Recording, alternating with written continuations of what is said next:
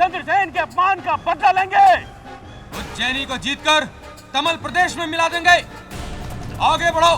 महाराज चंद्रसेन की जय। महाराज चंद्रसेन की जय। महाराज चंद्रसेन की जय। महाराज चंद्रसेन की जय।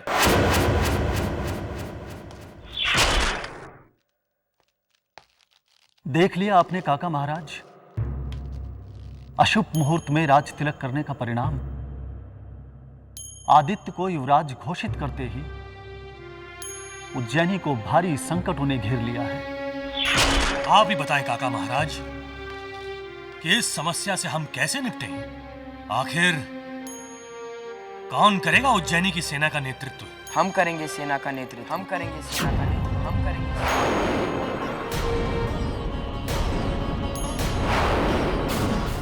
आप युद्ध की तैयारी कीजिए काका महाराज।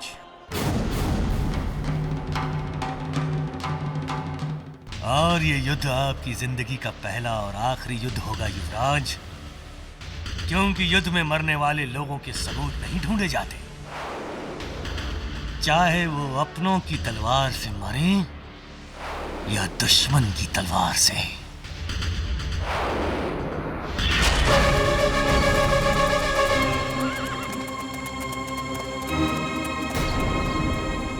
हम इन पर पहले पीछे से आक्रमण करेंगे।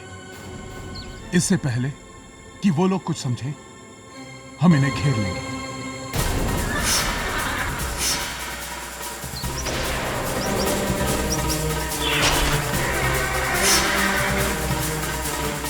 विक्रमादित्य, ये तो सच है कि उज्जैनी हमेशा तुम्हारे नाम से जानी जाएगी। महाराज चंद्रसेन की महाराज चंद्रसेन की महाराज चंद्रसेन की महाराज चंद्रसेन की महाराज चंद्रसेन की महाराज चंद्रसेन की महाराज चंद्रसेन की जय।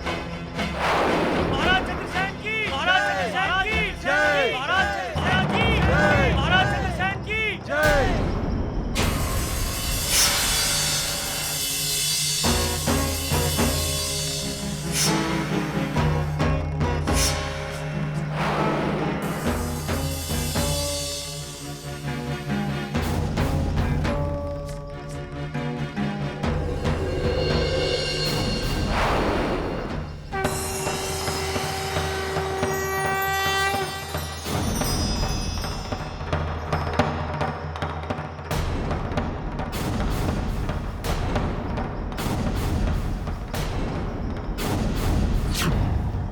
इधर रास्ता बंद है, हमें दूसरे रास्ते से जाना होगा।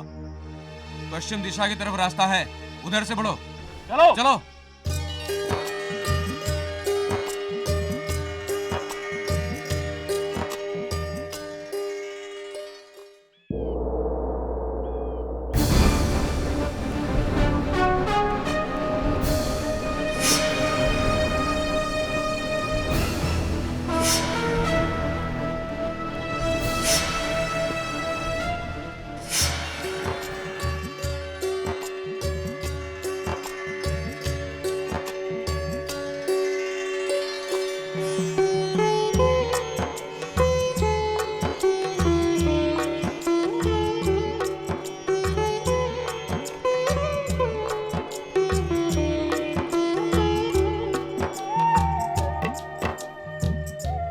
युवराज,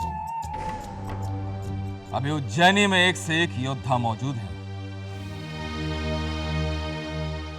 आपको स्वयं रणभूमि में जाकर युद्ध करने की आवश्यकता नहीं है। ये आप क्या कह रहे हैं काका महाराज? आपने ही तो हमें स्वयं उज्जैनी की सेना का नेतृत्व करने को कहा था, और अब जब उज्जैनी की सेना युद्ध भूमि में हो तो हम कैसे राजमहल में बैठ के उसका नेतृत्व कर सकते हैं? हम युद्ध में जरूर जाएंगे। वाह, अगर विक्रमादित्य यहां स्वयं होते और आपको इस रूप में देखते तो उनका सीना गर्व से चौड़ा हो जाता।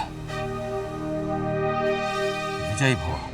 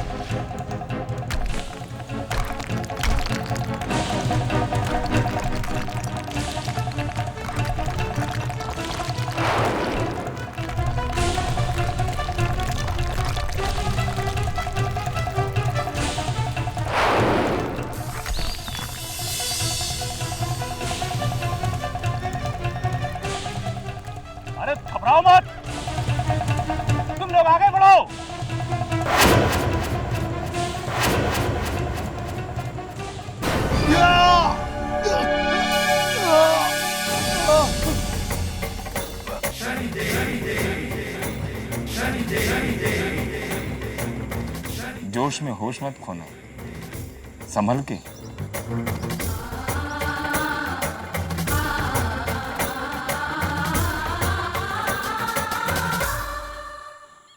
धन्यवाद।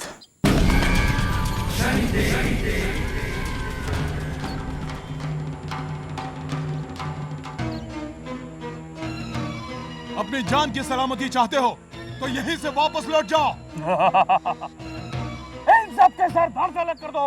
आक्रमण! जय महाकाल!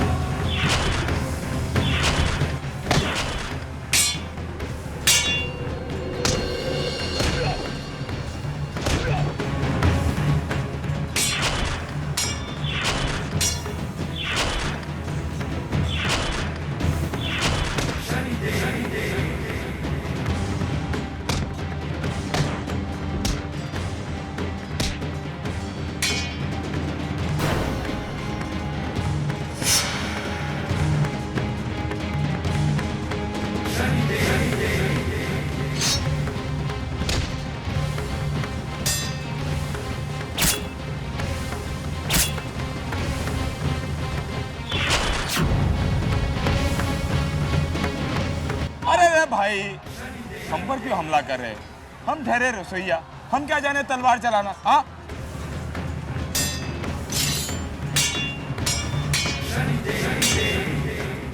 लड़ाई और मित्रता हमेशा बराबर वाले में होनी चाहिए।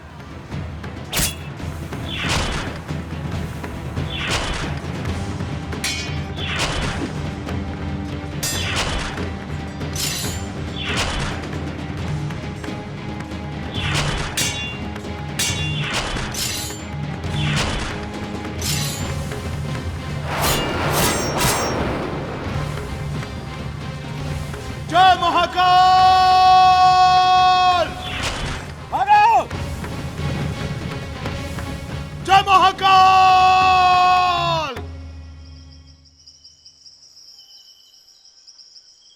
विक्रमादित्य के होते हुए उज्जैनी की ओर कोई आंख उठाकर भी नहीं देख सकता।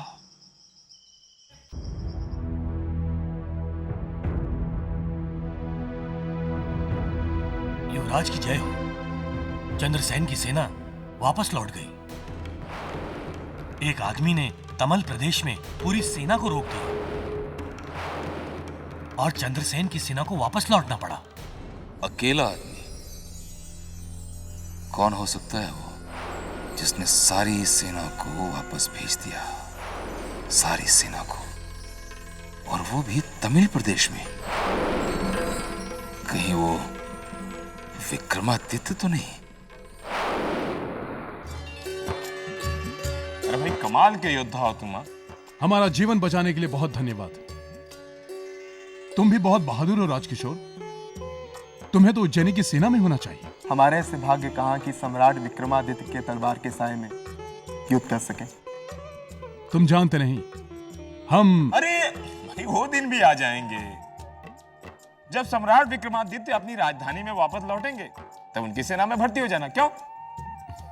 चलो, अब हमें देर हो रही है। अब हमें घर चलना चाहिए।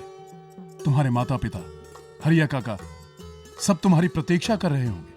चलो चल।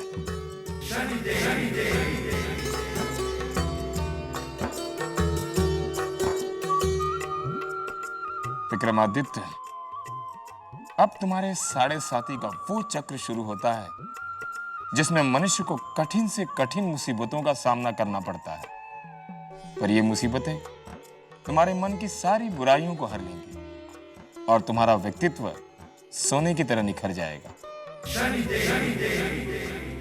अरे कैसा मनहूस रिश्ता लेकर आए थे?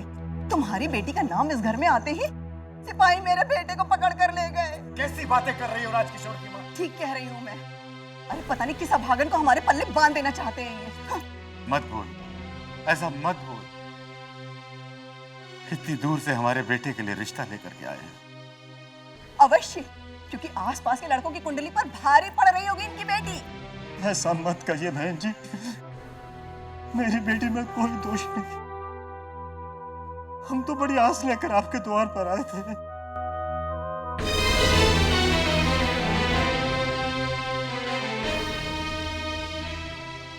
माँ, मेरा बेटा आ गया।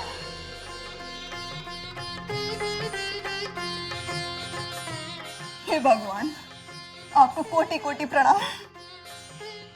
माँ, हिमा ने ही मुझे नया जीवन दिया है। तुम्हारा बहुत बहुत धन्यवाद है भाई, बड़ा उपकार है तुम्हारा हम पर। क्या बात है हरिया काका, आपके आंखों में आंसू?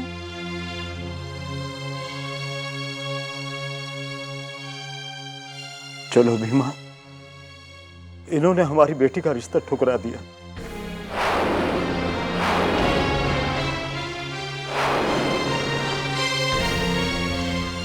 नहीं माँ, अब मैं हरिया काका की बेटी से ही विवाह करूंगा।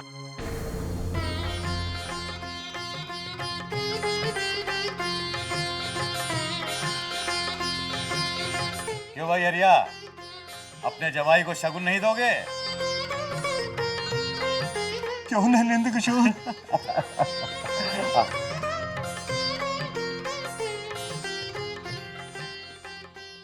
ओम शं शनैश्चराय नमः। आखिर उस आदमी ने खाने में जहर क्यों मिलाया होगा? देवी, आप चिंता मत कीजिए, पापी को दंड मिल चुका है। कहीं वो कारंग का आदमी तो नहीं होगा?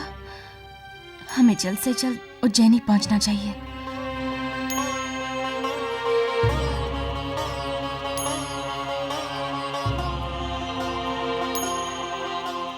अब हम निकलते हैं। हमें छोड़कर मत जाइए। आपके द्वारा दिए गए भक्ति रस के बिना ये जीवन बिल्कुल निराश हो जाएगा। हमने आपको जो भक्ति की राह दिखाई है, वो आपकी सबसे बड़ी साथी है। जीवन के बाकी संबंध तो केवल इस जन्म के साथी हैं, किंतु भक्ति की राह वो सदैव आपके साथ रहेगी, सदा आपकी रक्षा करेगी। अब हम भी देखना चाहते हैं कि उज्जैनी में आखिर क्या चल रहा है। हम अब चलते हैं।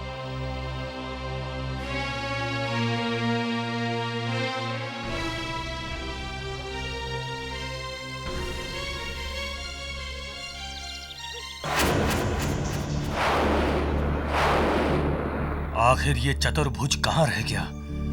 अब तक तो उसे कार्य पूरा कर वापस आ जाना चाहिए था।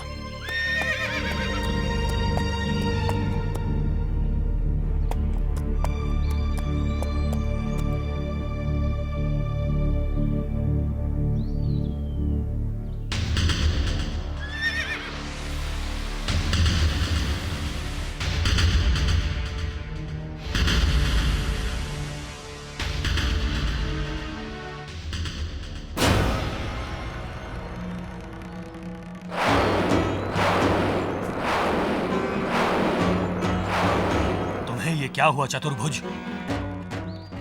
तुम्हारा ये हाल कैसे हुआ? मुझे क्षमा करना कारण, मैं महारानी मदन लेखा को नहीं मार पाया। क्या कहा? क्या कहा तुमने? महारानी बच गई? हाँ कारण, उन्हें शनिदेव ने बचा लिया। मुझे ये दंड देकर मेरी ये दशा कर दी। ठीक है, अब ये कारंग तुम्हें शनिदेव द्वारा दिए गए इस दंड से मुक्ति देगा। मुक्ति!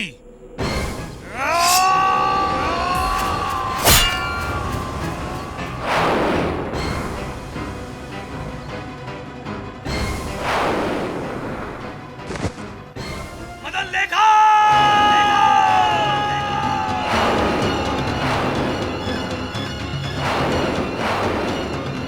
लगता है महारानी की मौत मेरे ही हाथों लिखी है। शायद उसके पश्चात ही मैं उज्जैनी के राज सिंहासन पर बैठ पाऊंगा। चारों तरफ मेरा नाम गूंजेगा। सम्राट कारंग! सम्राट कारंग की जय! सम्राट कारंग की जय!